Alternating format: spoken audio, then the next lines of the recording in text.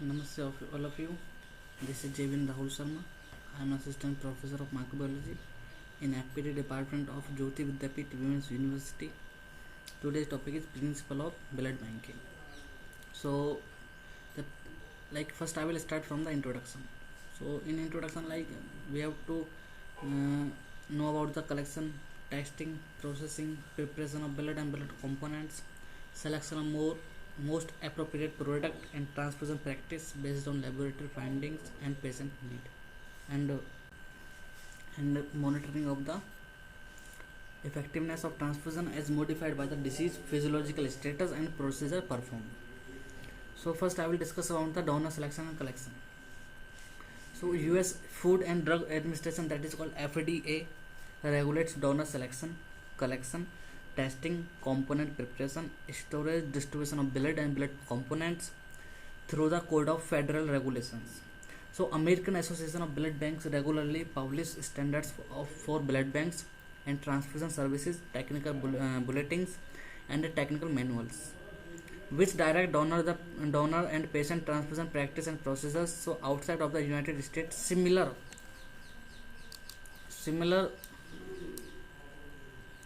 regulatory agencies oversees production, transfusion and post-transfusion complications through biovigilance network.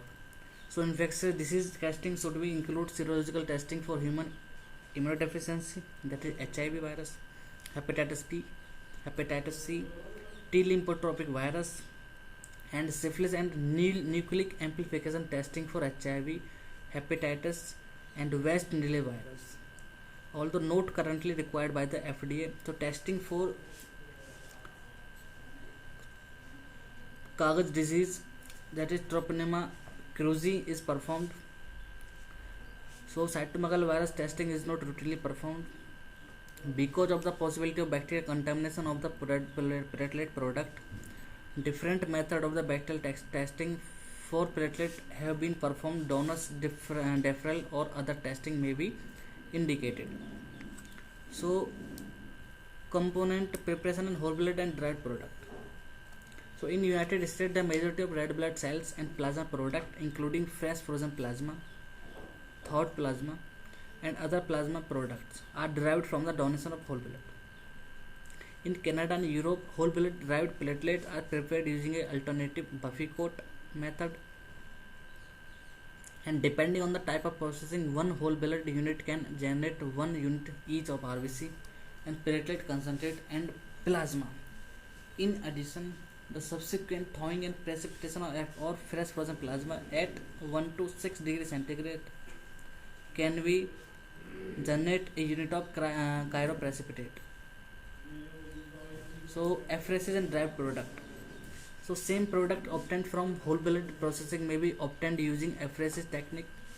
Apheresis technique provides the ability to obtain up to 12 equivalent donor whole blood platelet concentrate, a double unit of RBC, or up to 500 to 600 ml of plasma depending on donor weight, and granulocytes are also obtained using apheresis method. RBC and whole blood product. So whole blood is collected into bags containing one or several anticoagulant preservative solution. These include an acid citrate dextrose solution, citrate phosphate dextrose solution, citrate phosphate double dextrose solution, and citrate phosphate dextrose adenine solution. These days we are using this citrate phosphate dextrose adenine solution. This is the advanced solution we are using these days. Additive solution are often added to the anticoagulant RBC product to increase shelf life, and the solution is slightly different in their additive constituent and include AS1, AS3, AS5 and AS7. Okay, so plasma product like FFP, fresh frozen plasma prepared after separation of whole blood, or apheresis and frozen at -18 degrees centigrade within 6 hours of preparation. Fresh plasma F24 plasma frozen within 24 hours and after phlebotomy, prepared from a whole blood or apheresis collection and stored at 1 to 6 degrees centigrade within 8 hours of collection and frozen at -8 degrees centigrade. Fresh frozen plasma within 24 hours after phlebotomy, held at room temperature up to 24 hours after phlebotomy, prepared from apheresis collection. Platelet products. Platelets are derived from whole blood or by apheresis in United States. The whole blood derived platelet are prepared from second hard spin of platelet rich plasma. The platelet have a shelf life of 5 days and must be stored at 20 to 24 degrees centigrade. So basically the concept of blood banking and the selection and rejection of donor. How will we select and how we reject the donor? It basically depends on the physical examination and family history examination and the chemical examination. Like first, as donor come to physician, come to blood bank, you will examine the donor physically by observing, because you can get the idea physically how donor is looking like, and what is the family history, it has been suffered from disease or not, he is suffering or not, what is the family history, what is the family background, what is the donor's occupation, because occupation is also important to know, where he is doing job. Okay, so these are some points we should know and should born in our mind as a clinician, as a pathologist, as a blood bank technician. So now I will discuss about the cell counter and coagulometer in next video. So be safe at home. This is corona time, this is pandemic time. Do yourself and your family members safe, do take care, and don't to go outside unnecessarily. Thank you so much and take care all of you. Namaste, this is JBN Rahul Sharma. I am Assistant Professor of Microbiology in FPT Department of Jyoti Vidyapith Women's University, Jaipur, Rajasthan. So today's topic is principle and collection and processing of blood bank. So I want to tell you one thing, that the basic principle of blood bank is to save the people from the harmful diseases or disorders. For example, anemia. Anemia is the main problem in developing countries, like mostly in women's of developing countries. Every women from developing countries is facing the problems of anemia, whether they are pregnant or non-pregnant, whether they are girls or aged. So the certain standards are set for collection and processing of each blood product, like whole blood is the proper name for one defined product, specifically unseparated venous blood with an approved preservative added. So most blood for transfusion is collected as whole blood. So autologous donation are sometimes transfused without further modification. However, whole blood is typically separated by centrifugation into the components like RBC, WBC, platelet, and in plasma. So with RBC in solution being most commonly used product, units of whole blood and RBC are both kept refrigerated at 33 to 42 degrees 4 degree Fahrenheit with the maximum permitted storage periods shelf life that is called of 35 to 42 days. We are increasing the lifespan of whole blood or RBC every day by testing the new additives. We are adding the new additives. Otherwise, when I want to share one thing from a study life, that when I was pursuing the bachelor degree, the whole life of the RBC was 35 days only, but now there is 42 days has become. So with the maximum permitted storage periods. So RBC units can be frozen when buffered with the glycerol, but this is an expensive and time consuming process and it is rarely done. So these dense Blood plasma is made into a variety of frozen components, and it is labeled differently based on when it was frozen and what the intended use of product is. If the plasma is frozen promptly and it is intended for transfusion, it is typically labeled as fresh frozen plasma. And if it is intended to made into the other product, it is typically labeled as recovered plasma for fractionation. Cryoprecipitate can be made from other plasma components.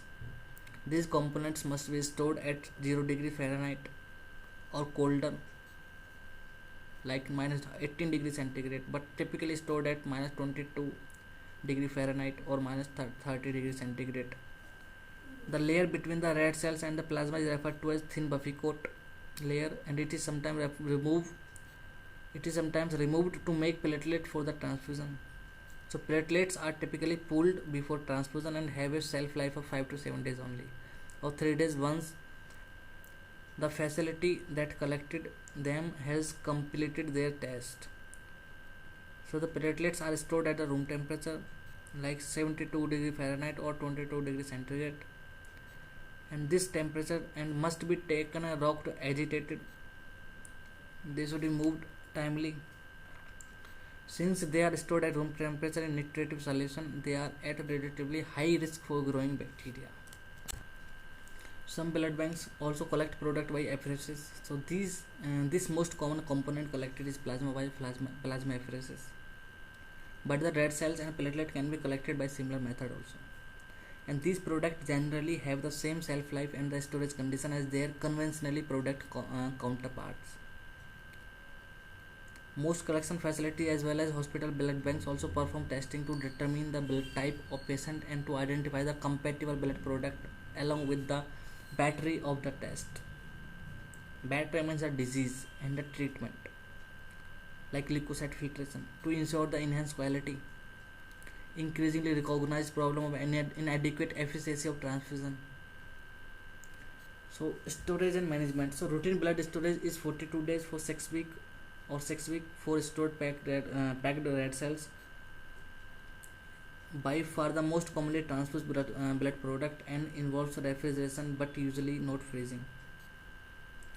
There has been increasing controversy about whether a given product unit age is factor in transfusion efficiency, specifically on whether older blood directly or indirectly increase risk of complication.